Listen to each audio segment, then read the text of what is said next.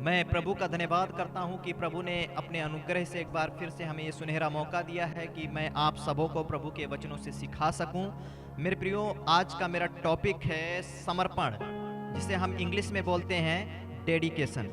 और आज मैं आपको प्रभु यीशु मसीह के जीवन से 3 बातों को बताऊंगा कि प्रभु यीशु मसीह अपने सेवकाई के दौरान इस संसार में रहते हुए किस तरीके से अपने आप को समर्पित करके रखा। वैसे ही आज हमें और आपको भी परमेश्वर के हाथों में अपने आप को समर्पित करना है, क्योंकि जब हम यूहन्ना रचित सुसमाचार उसका 6 अध्याय 38 वचन को पढ़ते हैं तो यहाँ पे प्रभु यीशु मसीह कहते हैं, क्योंकि मैं अपनी इच्छा नहीं वरन अपने भेजने वाले की इच्छा पूरी करने के लिए स्वर्ग से उतरा हूँ। मेरे प्रियो, जब हम प्रभु यीशु मसीह के जीवन को देखते हैं, प्रभु यीशु मसीह के पैदा होने से पहले ही परमेश्वर ने अपने स्वर्गदूत को भेज रहा है माता मरियम के पास, और माता मरियम के पास वो स्वर्गदूत आकर अभिवादन देते हुए प्रभु यीशु मसीह के जन्म की घोषणा करता है। और जब प्रभु यीशु मसीह का जन्म होता है तो प्रभु यीशु मसीह अपने समय के अनुसार अपने घराने को छोड़कर बपतिस्मा लेते हैं, उसके बाद जंगलों में चले जाते हैं और अपने सेवा को स्टार्ट करते हैं। और जब हम प्रभु यीशु मसीह के सेवाओं को देखते हैं तो प्रभु यीशु मसीह ने अपने 3.5 साल की सेवकाई में कभी नहीं कहा कि मैं अपनी मर्जी पूरी करने के लिए आया हूं, वरन हर एक शब्दों में जब भी इच्छाओं की बात आई तो प्रभु यीशु मसीह ने कहा कि मैं इसलिए स्वर्ग से नहीं उतरा कि अपनी इच्छा पूरी करूं, बल्कि मैं स्वर्ग से इसलिए उतरा कि मैं परमेश्वर की इच्छा को पूरी करूं। और आज मैं और आप जब प्रभु यीशु मसीह के सेवाओं में शामिल हैं तो हमें और आपको भी जानने की बहुत जरूरत है कि हमारा और आपका केवल एकमात्र उद्देश्य है कि अपने प्रभु यीशु मसीह की सेवा को पूरा करें, अपने परमेश्वर की इच्छा को पूरा करें। क्योंकि अगर हम आज प्रभु यीशु मसीह को जानते हुए भी और परमेश्वर की इच्छा के अनुसार ना चलें, प्रभु की इच्छा ना पूरी करें, तो शायद हम प्रभु के राज्य में शामिल नहीं हो सकते। क्योंकि अगर हम प्रभु यीशु मसीह के वचनों में देखें, मत्ती 7 अध्याय 21 से और 23 वचन तक, तो वहां पे हमें बहुत साफ रीति से मिलता है कि प्रभु कहते हैं कि हे प्रभु कहने वाला हर एक जन स्वर्ग के राज्य में प्रवेश नहीं करेगा, वही करेगा जो पिता की इच्छा पर चलता है।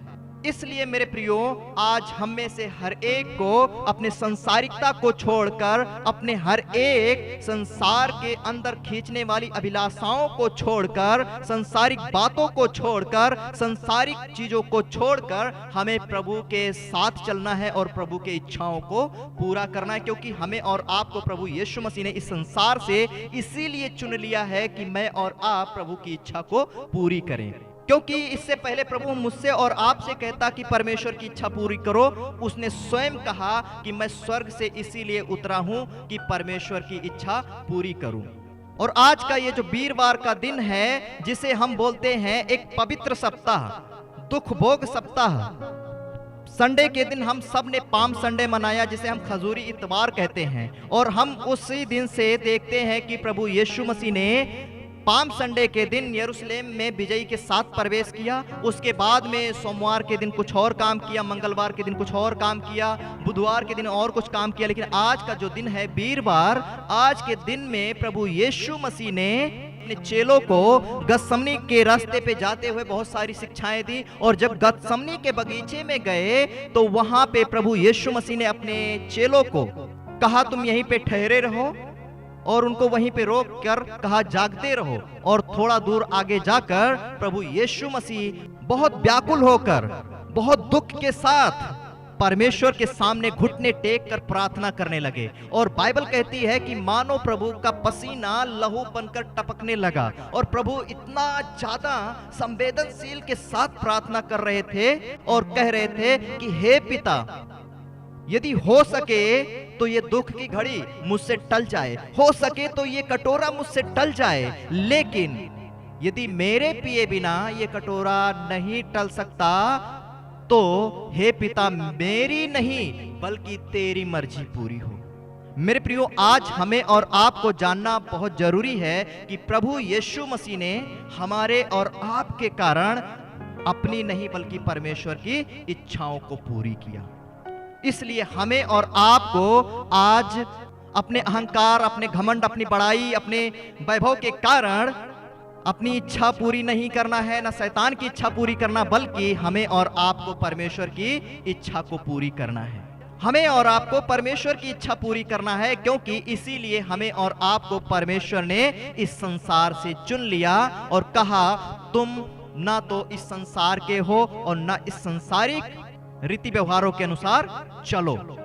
इसलिए हमें और आपको आज अपने उद्देश्यों में समर्पित होना बहुत जरूरी है और जानना बहुत जरूरी है कि हमें और आपको प्रभु यीशु मसीह ने किस उद्देश्य से चुना और बुलाया है।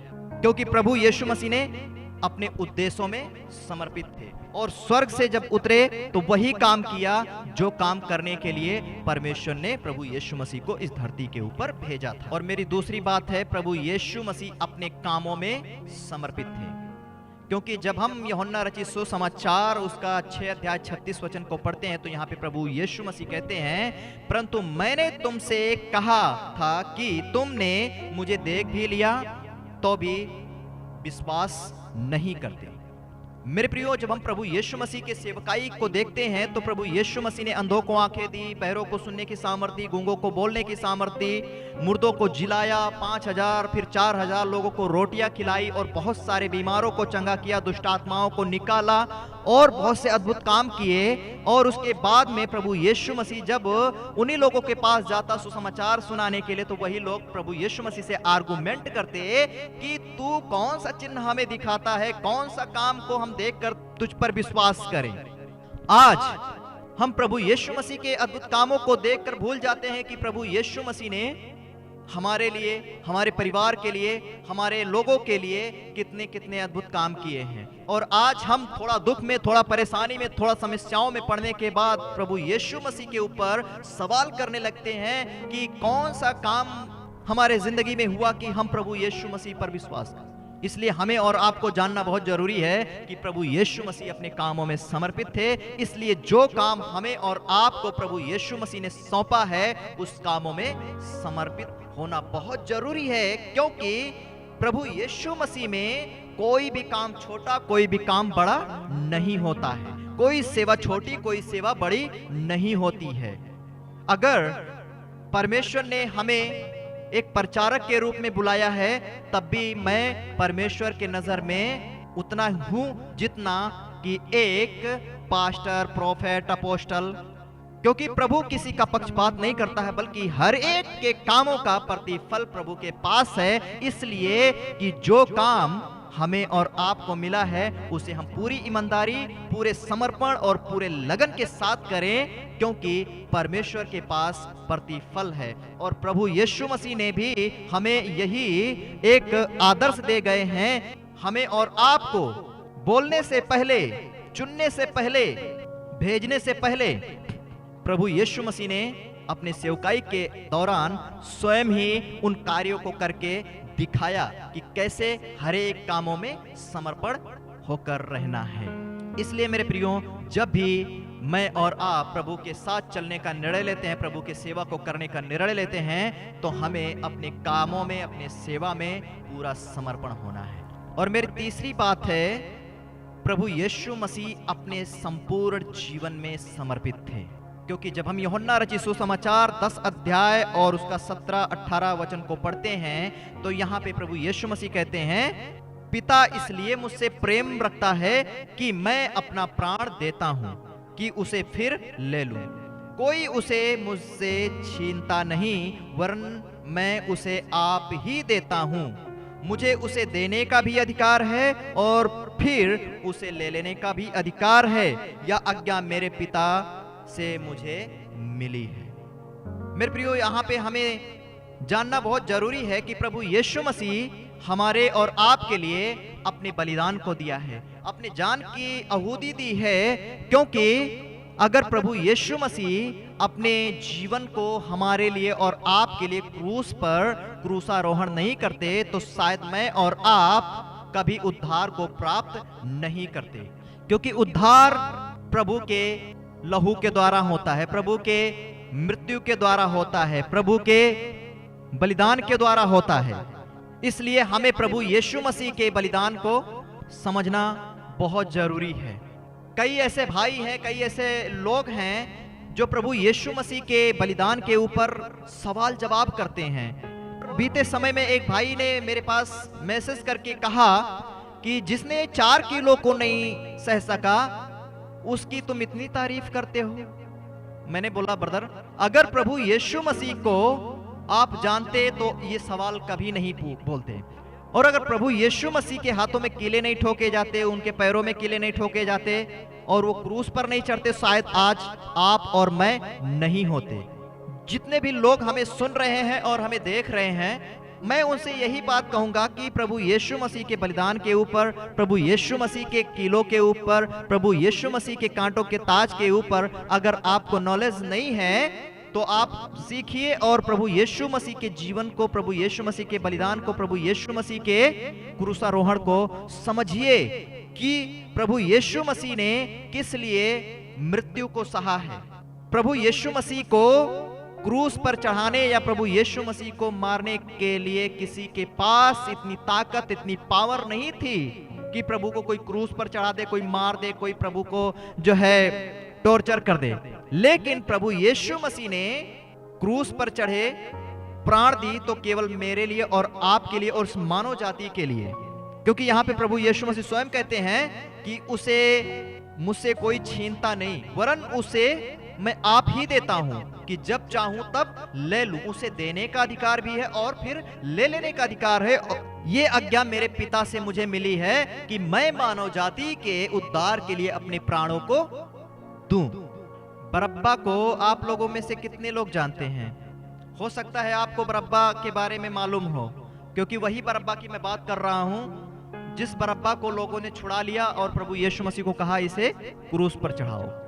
वो बरअब्बा एक दिन आया प्रभु यीशु मसीह के पास और कहने लगा प्रभु यीशु मसीह से कि तू इजरायली और यहूदियों के छुटकारे का प्रचार कर रहा है, मैं भी यहूदी और इजरायलियों के छुटकारे के लिए रोमियों से लड़ रहा हूं, इसलिए आजा मैं और तू मिल जाएं और रोमियों को मार भगाएंगे और यहूदी और इजरायलियों को छुड़ा लेंगे। लेकिन प्रभु यीशु मसीह ने कहा बरअब्बा से कि बरअब्बा तू मारने पीटने की बात कर रहा है, लेकिन सुन, अगर जरूरत पड़ी तो मैं तेरे लिए भी अपने प्राण को दूंगा। और वही हुआ मेरे प्रियो कि जब राजा पिलातुस ने कहा कि क्या मैं तुम्हारे लिए यीशु को छोड़ दूं, तो उन लोगों ने चिल्लाकर कहा नहीं, बरअब्बा को छोड़ दो, यीशु को क्रूस पर चढ़ाओ। और प्रभु यीशु मसीह ने उस समय बरअब्बा के लिए अपने प्राण को दे दिया और प्रभु यीशु मसीह ने अपने बदले बरअब्बा को फ्री करा दिया। इसलिए मेरे प्रियो, अगर हम सब प्रभु यीशु मसीह की कुर्बानी को और प्रभु यीशु मसीह के बलिदान को ठट्ठों में उड़ा रहे हैं और क्रूस के कथा को अगर हम नाकार रहे हैं, तो मैं एक ही बात कहूंगा कि प्रभु यीशु मसीह के बारे में जानिए, प्रभु यीशु मसीह को पहचानिए और प्रभु यीशु मसीह को अपने जीवन में ग्रहण करिए। तब जाकर प्रभु यीशु मसीह के इस महान बलिदान को, महान प्रेम को समझ पाएंगे कि प्रभु यीशु मसीह ने किस लिए इस दुनिया में आकर अपने प्राणों को दिया है।